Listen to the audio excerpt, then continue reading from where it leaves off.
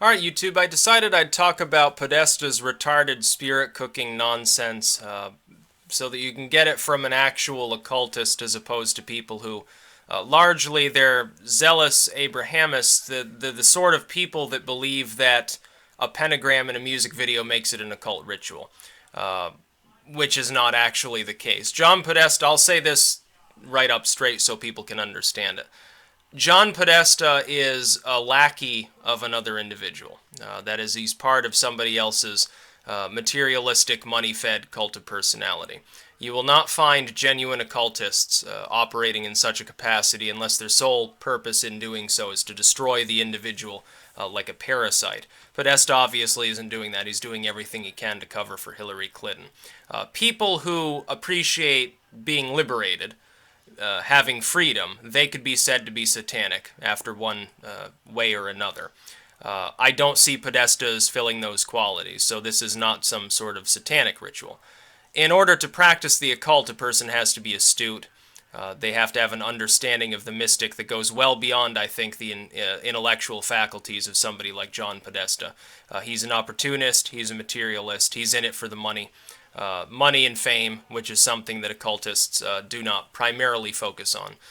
This would be the equivalent. If you're going to operate from the assumption this is some sort of ritualism, this is the sort of nonsense that some angsty teen would concoct as an occult ritual, based on a misunderstanding of what actual ritualism is. That being said, what this actually is that you're seeing, and you can look up spirit cooking right on YouTube, you can see footage from this crap. It's performance art. And it's grotesque. It's nonsensical. It's a lot about nothing. Literally, it stands for nothing. That's the point of the anti-art of the modern art movement. Modern performance art really has no meaning. It's mental masturbation by the person doing the performance, and other people pretend that they understand it or that it has some deep meaning and isn't just a bunch of intellectual jerking off. Now, I have no problem with the performance artists themselves because they've managed, in many cases, they get a lot of money to con people out of the contents of their wallets to perform such fake ritualism. For instance, the idea that they're actually cooking with breast milk and semen, that's part of the performance. It's meant to shock. It's meant to, in some cases, annoy. It's anti-art. It's like Dadaism. Only it's not intellectually honest enough to admit that it stands for nothing. All modern art that you see now, with the exception of some of the modern art, like paintings and stuff, the really weird, like swirly colors and stuff, okay, that's fine. As far as performance art goes, though, specifically people as though they were actually in a theater, performing, often interacting with individuals during that performance. Washing a statue in fake blood or, beating off all over each other or something. I actually wrote a short story based on the premise of this stuff being nonsense. It's actually in Morbid Stories, and it's about some aging art teacher sort of goes crazy and has a bunch of dwarves beating up on stage and dominatrixes, and the electricity shorts out and fries them all, and people just assume that it's part of the act. No matter how hideous, no matter how fucked up it truly is, people just assume it's part of the performance, so they give it a standing ovation, essentially. That's because it has no... It's like brutalism. Brutalism is pointless. You look at brutalist architecture, it couldn't be less efficient. It couldn't be less aesthetically pleasing to anybody who has a working brain cell in their head, and yet people still build it. It's because it's specifically meant to be anti-reason. It's meant to be soulless. It's meant to depart from traditionalism for no point other than to depart from traditionalism. As far as being efficient or cost-effective, you can leave these things behind.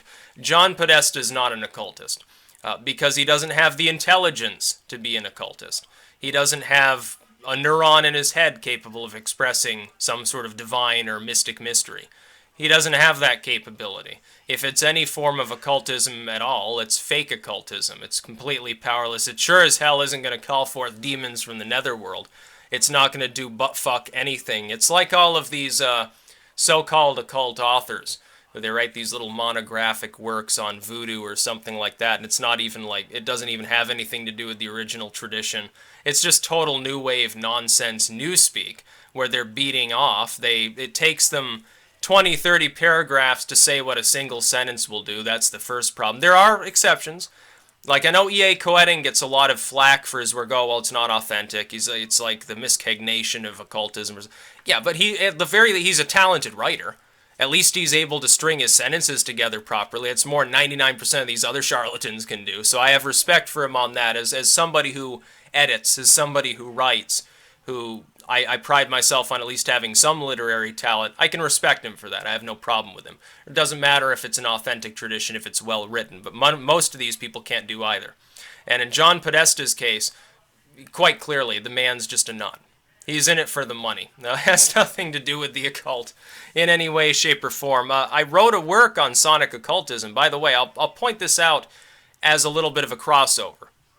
I point out in Sonic occultism that oftentimes the works that seem the most tinged by occultism, that have the most owls, the most pentagrams, the most strange spiritual references, are actually the least occult materials. What Hollywood has done in that sense is capitalize upon people's fear of the occult in a post-satanic panic era to try to get all the zealots to share their material around. Even if they're all downvoting it, negative attention is still understood to be good in Hollywood. Even it's better. There's a well-known concept among movie critics. If you really want to destroy the movie, you give it a mediocre rating. You don't give it a dastardly low half-star rating, because then it becomes a cult classic. You give it a 2-star rating.